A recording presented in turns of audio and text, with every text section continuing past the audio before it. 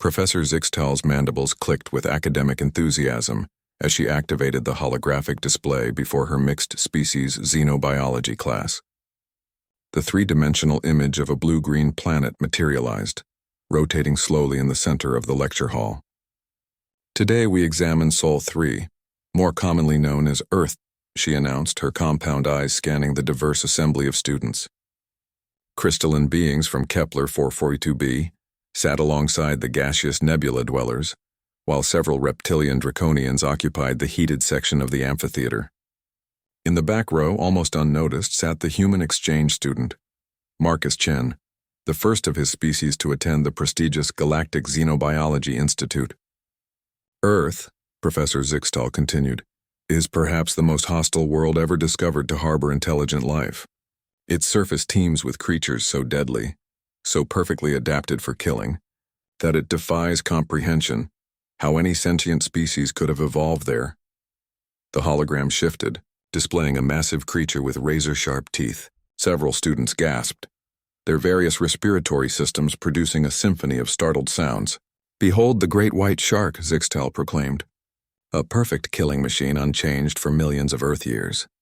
Its bite force exceeds 18,000 newtons, and it can detect electrical impulses as weak as 0.005 microvolts. These apex predators patrol Earth's oceans, making any water-based civilization impossible." The image changed to show a spotted feline crouched in tall grass. The leopard, a stealth killer capable of carrying prey twice its body weight into trees. Its night vision is 6 times superior to human sight, and it can accelerate to 60 kilometers per hour in seconds. A low whistle escaped from one of the nebula dwellers. "How did anything survive on this death world?"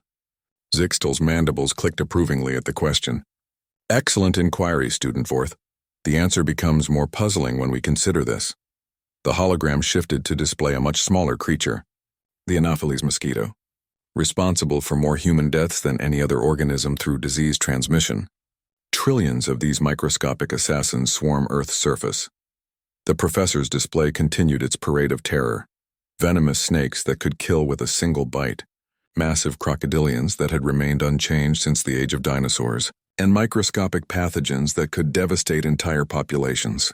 And yet, Zixtal continued, somehow impossibly these humans not only survived but became the dominant species. Current theories suggest they must have evolved in isolated pockets, perhaps underground, emerging only after these super predators went extinct. Marcus shifted uncomfortably in his seat. The description of his homeworld sounded like something from a horror database.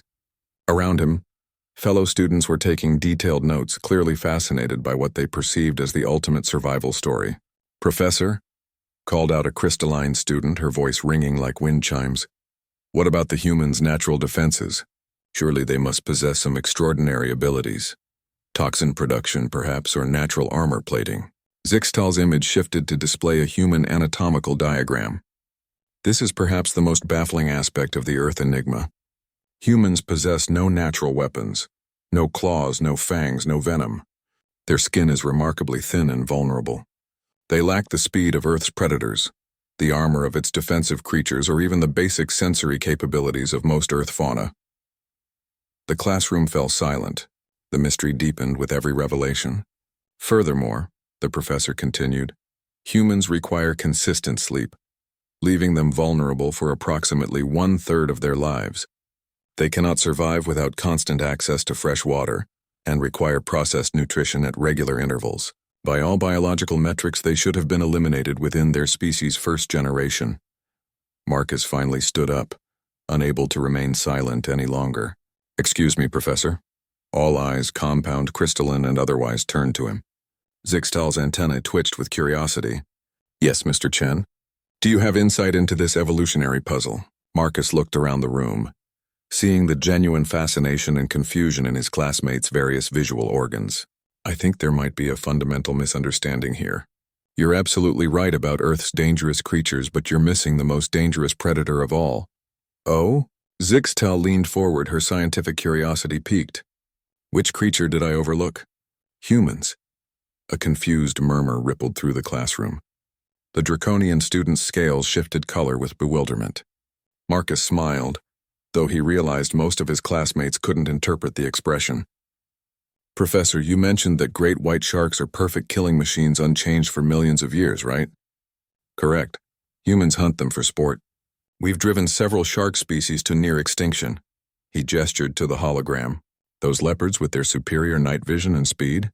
Humans hunted them with primitive spears and traps, tracking them across continents until they learned to fear us. The classroom had gone dead silent. Those mosquitoes responsible for so many deaths? We declared war on them. We created global campaigns to eliminate them, developed chemical weapons specifically targeting their biology, and genetically modified males to sabotage their reproduction. We turned their own biology against them. Marcus walked down toward the front of the class, his voice growing stronger. You want to know how we survived Earth, Professor? We didn't adapt to our environment. We made our environment adapt to us. We didn't develop natural weapons, we invented better ones. We couldn't run fast enough, so we domesticated creatures that could. And then we invented machines that ran faster than anything alive. He pointed to the holographic Earth. Every single creature you've shown us, every perfect predator, has learned to fear humans. We're not Earth's survivors, Professor. We're Earth's apex predator. And the most dangerous thing about us isn't our technology or our intelligence, it's that we never stop. Humans don't just survive. We adapt, we overcome, and we turn our weaknesses into advantages. The room remained silent for a long moment. Finally, Professor Zixtal's mandibles clicked slowly. Mr. Chen, I believe we need to completely restructure this course. Marcus nodded, sitting back down. Earth isn't a death world that somehow produced intelligent life, Professor. Earth is a death world because it produced us. In the back of his mind, Marcus made a mental note to send a message to the Galactic Council's tourism board. Their brochures advertising safe safari tours to the peaceful world of Earth probably needed some revision.